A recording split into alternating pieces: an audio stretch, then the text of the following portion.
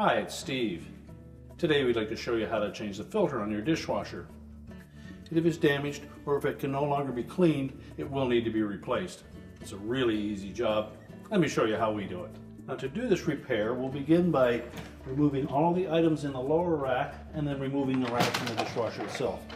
So simply slide it out and set it aside. Now with the lower rack out of the way, we can then just reach in, grasp that filter at the top, turn it counterclockwise, go an eighth of a turn,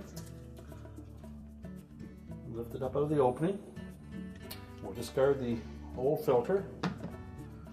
Just check down in that sump area, make sure that there's nothing foreign in there that needs to be removed. We'll then take our new filter,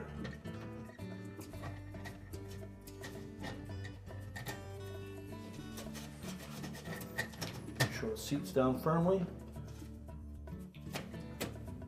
turn it clockwise to lock it, and then we can put the lower rack back in.